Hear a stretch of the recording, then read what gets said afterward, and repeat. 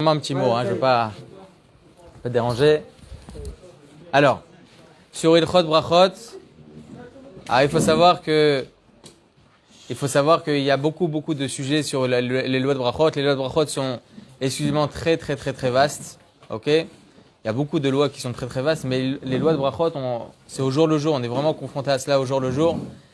Et vraiment, d'ailleurs, le troisième volume de Bet Maran, il est presque exclusivement sur les lois de Brachot. Il y a un sujet vraiment assez intéressant dans les Brachot, c'est Pataba Bekisnin. C'est quoi Pataba Bekisnin? Quand est-ce qu'on considère une pâte qui devient mésonote? Quand est-ce qu'on considère cela? D'ailleurs, il faut savoir que lorsqu'on mange le beignet à Hanouka, on peut se poser la question. Vous savez, un beignet en général, il fait à peu près 85 grammes. À peu près. On n'est pas médecin, on n'associe pas dans le grammage la confiture qui est à l'intérieur. Il y a une grande généralité dans les trucs d'association. Quand est-ce qu'on considère dans le poids? C'est uniquement lorsque la pâte, elle est mélangée avec l'ingrédient initial, comme par exemple du sucre, des œufs, de l'huile et tout ça. Ça, oui, on peut considérer dans le poids. Mais la confiture qu'on rentre à l'intérieur, on ne le considère pas dans le poids. Donc, un beignet, en général, il fait 85 grammes. Ok? 85 grammes. 20 grammes à peu près de confiture, tout dépend de quelle fabrique. Mais en tout cas, 85 grammes. Merci beaucoup. Maintenant, la question qui est que sur les beignets, on peut en arriver à faire Nitya Sadem et Amotzi dessus ou pas? Alors, tout d'abord, il y a une discussion dans les Rishonim entre le Rava Gaon, Rabbeinu Hananel et le Rambam. Selon le Rava Gaon, quand est-ce qu'une pâte elle devient mésonote? Lorsqu'elle est croustillante. Selon le Rabbeinu Hananel, lorsque cette pâte-là, elle est fourrée. Alors que selon le Rambam, uniquement lorsque la pâte elle devient sucrée, on ressent le goût. C'est très important que je précise ça, parce qu'il y en a plein qui font à la maison des gâteaux, qui font des brioches et tout ça. Ils pensent que c'est devenu mésonote alors que c'est encore motzi. C'est pas parce qu'on rajoute du jus d'orange ou du sucre que ça devient mésonote. C'est uniquement lorsqu'on ressent le goût. Comme le dit Maran à Shulchan Aruch, Siman 168 à la Chassis, explicitement, qu'il faut ressentir le goût du sucré pour que ça devienne mésonote. Faire très attention à cela. En tout cas, voilà 3 avis distincts. Selon chacun des avis, il pensera contraire à l'avis qui lui est distinct. Par exemple, l'avis du Rambam qui pense que pour qu'une pâte devienne mésonote, il faut qu'elle soit sucrée. Il pensera que même si elle est croustillante ou même si elle est fourrée, ça sera motzi. La même chose le Rava Gaon qui pense qu'il faut que ça soit croustillant. Il pensera que même si la pâte elle est sucrée ou bien même qu'elle est fourrée, ça restera motzi. Le Shulchan Aruch Siman Kuf Samechet Seif Vav, il tranche la halacha comme les 3 avis. Safek brachot laquelle en cas de doute sur une bracha, on tranchera comme chacun d'eux. C'est pour ça qu'une pâte, qu'elle soit croustillante ou bien sucrée ou bien fourrée, dans tous les cas, on fera dessus mésonote. Maintenant, la question qui est très intéressante en ce qui concerne les beignets. Il faut savoir que, je vous rapporte une seconde divergence d'opinion avant que j'en arrive aux beignets. Il faut savoir qu'il y a un din dans la halacha de Gviut Seuda. C'est quoi Gviut Seuda? C'est lorsque l'on va fixer son repas par ce mésonote. Étant donné qu'il y a un doute dans la halacha, comme qui on tranche la halacha, selon le Rava Gaon par exemple, lorsqu'une pâte elle est sucrée, on fera toujours motzi. Alors c'est pour cela qu'on tranche la halacha qu'à partir du moment où on va être kové à Seuda, on va fixer son repas avec ce même pain-là, avec cette même pâte-là, alors on devra faire Nitya Shadaim, Amotzi et Birkat Hamazon. Je vous donne la halacha. Il y a une discussion entre Rashi et Rambam, quand est-ce qu'on est kové à Seuda sur du mésonote. Selon Rashi, lorsqu'on mange 162 grammes, j'abrège, parce qu'il y a d'autres calculs derrière. 162 grammes, pardon, 216 grammes. Alors que selon le Rambam, 162 grammes. Shulchan Aruch tranche la halacha comme le Rambam. Et donc, à partir de 162 grammes de mésonote, on devra faire Nitya Shadaim, Amotzi et Birkat Hamazon. On tranche pas comme le Shulchan Aruch la halacha, parce que ça fait brachot laquelle. Comment tu peux faire Birkat Hamazon où il y a 4 berachot, alors que selon Rashi, c'est qu'à partir de 216 grammes. Selon Rashi, moins de 216 grammes, on fait à la mechia, donc une seule bracha. Ça fait brachot laquelle on fera uniquement qu'à partir de 216 grammes, Nitya Shadaim, Amotzi et Birkat Hamazon. Donc si on mange maintenant à peu près 3 beignets, 2 beignets et demi, on arrive à 216 grammes facilement.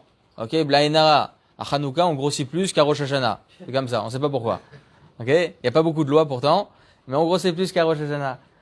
Et si on mange à peu près 2 beignets et demi, 3 beignets, on devrait déjà faire Nitya Shadaim, Amotzi, Birkat Hamazon. Il faut savoir que selon la halacha, il y a un doute à ce sujet aussi, parce que le Ginat Vradi me dit effectivement, même si c'est cuit sur le feu, il y a à peu près 350 ans le Ganad Vradim, même si c'est cuit sur le feu, même si on poêle et tout ça, quand bien même, ça restera à moitié la chaminaret, si on mange une quantité initiale, comme on l'a dit au préalable. Mais, en ce qui concerne la halakha, ça aussi on dit ça fait brachot laquelle.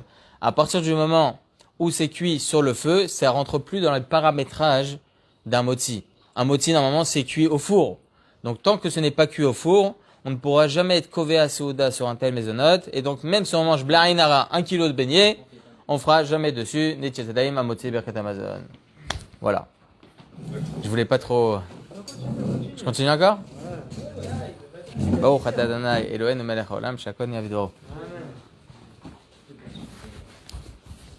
Selon cela,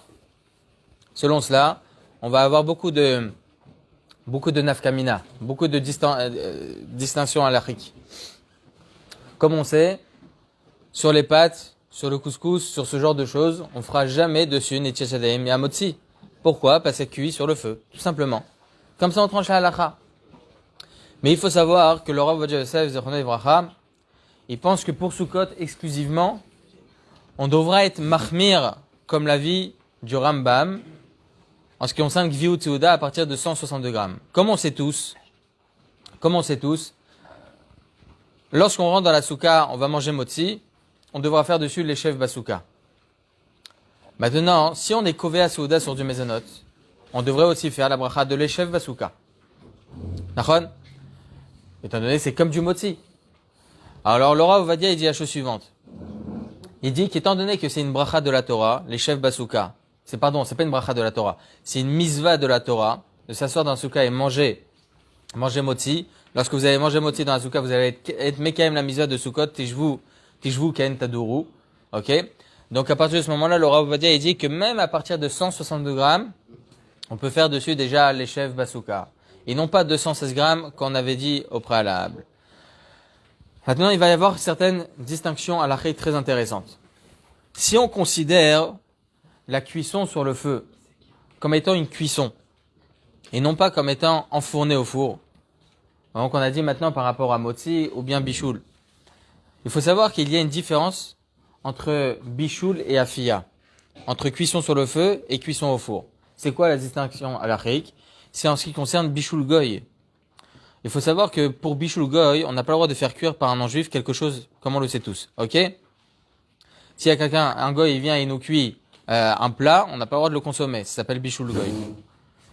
Par contre, par rapport au pain, il y a écrit comme ça dans la Gemara, on est beaucoup plus mekilim, on est beaucoup plus souple. Pourquoi? Parce que le pain, c'est la vitalité de la personne. On ne peut pas vivre sans pain. Donc, Rachamim, ils ont mis un point d'honneur à ce sujet. Ils ont été beaucoup plus souples. Donc, lorsqu'il n'y a rien d'autre qu'un pain d'un goy, on a le droit de consommer le pain d'un goy. Mais celui qui va être plus strict, c'est bien de ramener un juif dans une boulangerie et que ce juif-là allume le feu. Comme on a tous l'habitude en France, c'est comme ça que ça se passe. Dans certaines boulangeries, il y a un juif qui vient et qui allume le feu. Très bien. Mais il faut savoir que pour la cuisson sur le feu, lorsqu'on va faire cuire sur une marmite, etc., alors sur ça, il y a une différence à la règle entre le Shulchan Aruch et le Rama. Le Rama, il pense que même si le juif, il vient, il allume, et le goy, il met sur le feu, c'est bon. Ça s'appelle plus bichoul goy. Alors que selon le Shulchan Aruch, non. Si le juif, il vient, il allume, il faut obligatoirement qu'il mette sur le feu. Il doit faire les deux actions. Si, par contre, le goy, il met sur le feu, mais le feu, il n'est pas encore allumé, et le juif, il vient derrière, ça aussi, c'est permis. Donc, si on considère les beignets comme étant cuits sur le feu, on ne pourra plus être mekel par rapport à bichoul goy. Pourquoi? Parce qu'on vient de dire maintenant que cette pâte-là, elle n'est pas considérée comme du pain. Ok? On a tranché la halakha que même si on mange 1 kilo de beignets, on ne fera pas dessus ni tchatchadaim, ni amotzi, ni birkat amazon. Parce que c'est frit, c'est sur le feu. Donc, en fin de compte, les paramétrages de ce beignet-là seront comme bichoul, ne seront pas comme afia. Donc, selon cette distinction, on verra qu'on devrait être mahmir par rapport à bichoul goy. Si maintenant il y a un goy qui vient et qui met sur le feu lui-même les beignets, moi je l'ai allumé et lui il met les beignets sur le feu, c'est interdit, c'est un problème. Alors que si on considère, comme l'avis du Ginad Vradim qu'on a dit au préalable, que ce beignet-là, même s'il est cuit sur le feu, ça reste selon les paramétrages d'un pain, on pourrait être plus mekel. Donc comment on tranche la halakha? D'un côté, on dit que ça rentre pas dans les paramétrages d'un pain, et d'un autre côté, on doit être plus mahmir parce que c'est considéré comme étant une cuisson sur le feu. Comme quoi on tient la halakha. Le Rav Ovadia Yosef Zichrono Livracha rapporte comme ça dans son responsable Yachav Da'at, que étant donné que là la vie du Ginat Vradim, du Ginat Vradim, il considère ce beignet-là comme étant du pain, c'est-à-dire qu'on peut être kové à Souda sur ce beignet, même s'il est cuit sur la poêle. Alors, étant donné qu'on a son avis, le Rav Ovadia Yosef il fait un sfek sfeka.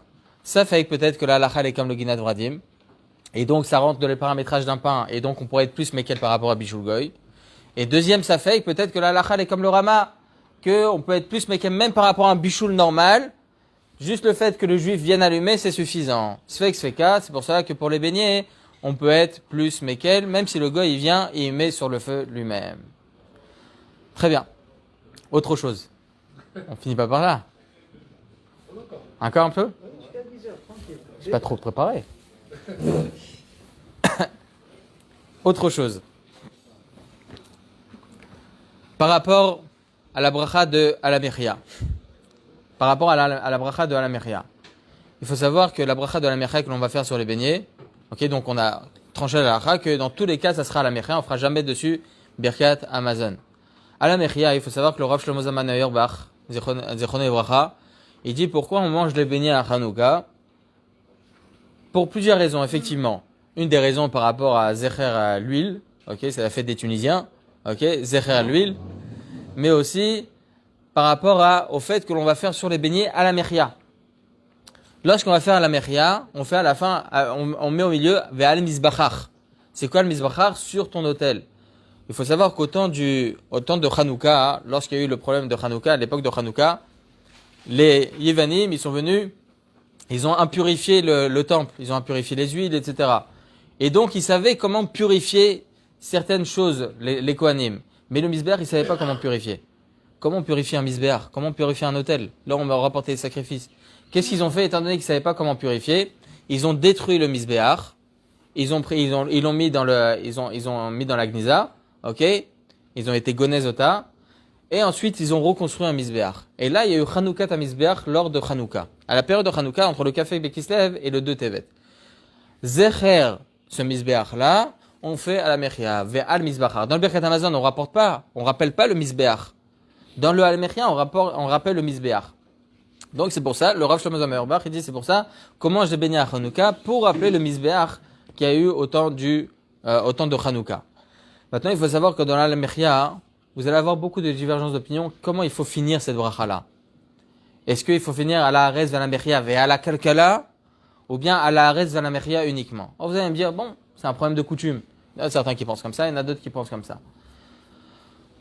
Alors il faut savoir que selon la halakha, lorsqu'on a une coutume qui va à l'encontre de la halakha, il faut faire attention. Le Rashba, il nous enseigne, dans le Masechet Brachot, le Rashba, il nous enseigne que lorsque vous avez une coutume qui est yeshbo shemetz shel isur, qu'il y a une virgule d'un isur, que peut-être qu'on peut en arriver à un isur, chas v'shalom, alors le Gadol Hador, il peut être là, il peut annuler ce minag-là. Alors vous allez me dire, c'est quoi cette coutume? C'est une coutume, c'est quoi le problème? Alors il faut savoir que c'est rapporté comme ça dans le traité Yevamot, que l'ochotmim bishtaim, on n'a pas le droit de signer une bracha avec deux choses distinctes. Je vous donne un exemple, que Bezrat Hashem, on ne puisse plus jamais faire cette bracha, mais lorsque à Tisha B'Av, on fait la bracha dans Tishkon Betor Yerushalayim, on dit quoi là-bas? Nachem. À la fin de cette bracha, on dit quoi? Menachem Tzion Bevinyan Yerushalayim. La condoléance de Tzion par la reconstruction du Mishkan. Et il y en a certains qui disent non. Menachem Tzion ve binyan Yerushalayim et la reconstruction du Mishkan. Non, c'est pas bien. Pour ça que le Rav Yosef il dit c'est pas bien, il faut pas faire ça. Traité Yevamot, il est explicite. On n'est pas chotem bishtaim. On signe pas une bracha par deux demandes. C'est pour cela que là il s'agit d'une halakha, il s'agit plus d'une coutume. Pour cela que lorsque vous allez faire à la mechia, en tout cas je parle bien selon l'avis du Rav Yosef. Après ceux qui suivent d'autres, je comprends, chas v'shalom, je ne viens pas remettre de côté chas v'shalom d'autres avis, halakhiques évidemment. Mais en tout cas selon l'avis du Rav Yosef Zichrono Livracha, on ne devra pas être rotem à la fin, on ne devra pas signer la bracha de la mechia à la mechia ve à la kalkala, parce que là on est rotem bishtaim, à la haaretz ve la mechia uniquement. Faire très attention à cela. D'ailleurs il y a d'autres coutumes qui ressemblent à ça. Vous allez me dire, Il a écrit comme ça, Rabbeinu Maimon, le père du Rambam, il y a déjà 900 ans. Il a écrit comme ça, En la kel bishu minag. On ne devra pas être plus souple pour n'importe quel minag. Ça n'existe pas, on peut pas être, on devra perpétuer chaque minag. Au point où le Rabbeinu Maimon, c'est le premier qui a rapporté, c'est pour cela qu'on a l'habitude de manger des beignets à Hanouka. Rabbeinu Maimon, déjà il y a 900 ans. Alors selon cela, comment Maran Arav Yosef Zichrono Livracha, il a pu venir et annuler certains minagim. Il y en a plein qui ont été vraiment frustrés de voir certains minagim qui ont été annulés, etc. Mais essayons de comprendre. C'est un gadolador, le Rav Yosef. Donc essayons de comprendre son avis.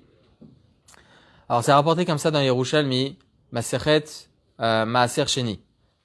C'est rapporté là-bas que lorsqu'il y a un beddin qui ne savent pas comment trancher la halacha, ils disent comme le Yerushalmi dit comme ça, hein, qui sortent le beddin et qui voient comment ils sont noeg le ham. Comment se comporte le peuple. Comment il se comporte le peuple, tu trancheras la halacha. Donc on voit qu'on suit le minag, la coutume. Mais quand est-ce qu'on dit cela? Quand le beddin ne sait pas comment trancher une halacha. Lorsque le beddin sait comment trancher la halacha, lorsque le gadol adore sait comment trancher la halacha, on ne peut pas mettre en évidence la coutume à l'encontre de la halacha. Il y a plusieurs coutumes qui existent comme ça. Il faut savoir qu'à chaque cours, je le dis ça, les coutumes, ils sont très importantes. Nos grands-parents, nos arrière-grands-parents, s'ils n'avaient pas fait certaines coutumes, on n'aurait jamais été là, moi j'aurais jamais été là pour enseigner. Évidemment. Parce que sans eux, on n'aurait jamais pu rien être. Masa avot siman abanim. C'est très important. Ce qu'ils ont fait, et je le dis à chaque fois, mais Zichrono Livracha, mon grand-père, il m'a raconté une fois qu'ils avaient la coutume de manger les chalot, le Shabbat c'était obligatoire. Mais ils allaient le chercher vendredi soir, les chalot chez l'arabe. C'était très important. Les chalot c'est très important, mais c'était bien évidemment par naïveté, ils ne savaient pas que c'était interdit de porter dans un endroit public, etc. Évidemment. Mais encore une fois, ces coutumes-là, ils étaient très importantes et c'est cette tradition qu'ils ont gardé, qui ont fait que, Baruch Hashem, on est là aujourd'hui. Mais on apprend. Si on devrait suivre uniquement les coutumes et ce qu'ils faisaient nos grands-parents, ça sert à rien qu'on étudie la Torah. On étudie la Torah, Baruch Hashem, pour évoluer. On voit certaines choses qui vont à l'encontre de la halacha. Des coutumes qui vont à l'encontre de la halacha. Par exemple, il y en a plusieurs qui, les avdil, le jour de deuil, etc., ils jettent les chaussures de l'endeuillé. Pardon, pas de l'endeuillé, du défunt. Mais d'où vient cette coutume? C'est important de connaître les racines d'une coutume. Les racines d'une coutume sont très, très, très importantes. Il faut savoir que c'est rapporté comme ça, dans le Chesed de la Halafim. Non. Sefer Chassidim. Sefer Chassidim. Il dit comme ça, que on déchire les chaussures d'un défunt. C'est rapporté. Mais quelles chaussures? Chas v'shalom, la avdil, etc. Mais uniquement les chaussures qu'il avait au moment où il est décédé. Pourquoi? Parce que le nefesh, il sort de là-bas. C'est rapporté comme ça, c'est Sefer Chassidim. Donc pourquoi déchirer toutes ces chaussures? Il faut comprendre les racines d'une coutume pour en trancher une halakha. On comprend le Sefer Chassidim. C'est Sefer Chassidim, ok? Un Rishon. Mais le Sefer Chassidim, il dit ça uniquement par rapport aux chaussures d'un défunt qu'il avait au moment qu'il est décédé. Alors pourquoi déchirer toutes ces chaussures? Baltashrit. Baltashrit, il y a écrit comme ça dans Tosfot, je crois que c'est la Masechet Zvachim. Il dit comme ça Tosfot que déjà c'est la Gemara qui dit ça, que lorsqu'il y avait un roi qui décédait, on devait brûler tous ses vêtements, on devait même castrer son cheval. Pourquoi? De peur qu'on en arrive à diminuer le kavod de ces habits-là ou diminuer le kavod de ces animaux et qu'un paysan allait s'asseoir sur son cheval ou bien un paysan allait porter ses vêtements. Il y avait un kavod. Qu'on le veuille ou non, il y avait un kavod. Un roi, c'est un roi. D'ailleurs, à Tkedekar, il y a une halakha qui sort de là, très intéressante. Lorsque David Amelech, il est décédé, il est niftar pendant Shabbat. Shlomo Amelech, il savait pas comment faire, il est niftar dans sa maison, est-ce qu'il avait le droit de le porter ou pas? Alors il est parti demander au Chachamim, qu'est-ce que je dois faire? Alors les Chachamim lui ont dit, mets un kikar, un bout de pain, tu le mets dessus, et là tu pourras le porter. C'est mouxé. Alors mais Farché, il se pose la question, pourquoi? Il avait les habits sur lui. Il avait ses habits. Les habits, déjà, ils font office de... C'est bon, c'est important, ce sont des habits importants. La Gemara de nous dire, non, c'est Malbouch Malachim. Ce sont les habits d'un roi, interdit d'utiliser. Alors la Gemara se pose encore la question, mais c'était Shlomo Amelech. Shlomo Amelech, il pouvait utiliser ses vêtements. Donc en quoi c'est un habit qui est inutilisable? On la Gemara de dire qu'il faut que ça soit mouxé vraiment pour tout le monde, étant donné que c'était mouxé pour tout le monde, le Rav Aram, alors à ce moment-là, bon, une grosse discussion à l'arrêt. Mais en tout cas, on voit de là que les habits d'un roi, c'était très important, au point où on devait les brûler. Alors Tosfos se pose la question, pourquoi tu dis pas Baltashrit? Alors on a dit Baltashrit au début par rapport aux chaussures et tout ça, pourquoi tu dis pas Baltashrit? Kshesh tzorech badavar en Baltashrit, comme ça ils disent Tosfot. Lorsqu'il y a un tzorech, lorsqu'il y a un besoin, il n'y a pas de problème de Baltashrit. Lorsque il y a un tzorech de castrer une bête, c'est plus Tsar Belchaim. D'ailleurs, là, ça répond à tous les végans, ok? On a le droit de manger de la viande, il n'y a aucun problème. Les korbanot, étaient faits à base de viande. Lorsqu'il y a un tzorech pour l'être humain, il n'y a pas de problème de Tsar Belchaim. Kadosh Baruch Hu l'a ramené dans ce monde des êtres. Bien évidemment, il faut être mechabed et tabriot. Il faut pas faire n'importe quoi. Chaz v'shalom, oh combien la Torah l'a mis en évidence. Tsar Belchaim. Oh combien. Au plan, dans Ilchot Mouxé, il y a écrit comme ça. Il y a écrit dans, je crois que c'est Siman Resh Ayin Zayin, je me souviens plus, ou Siman Shinchet. Il a rapporté comme ça au sujet c'est déjà rapporté dans le traité Shabbat, au sujet d'une bête qui tombe d'une falaise et qui tombe dans l'eau. Ok? Et elle va se noyer. Tsar Belchaim. Alors, il y a écrit dans la Gemara qu'on a le droit de mettre Kassim et Ksatot. Ok? Il y a écrit qu'on a le droit de mettre des coussins et des couvertures pour qu'elle puisse remonter tout seul. La Gemara se pose la question, mais c'est mouxé.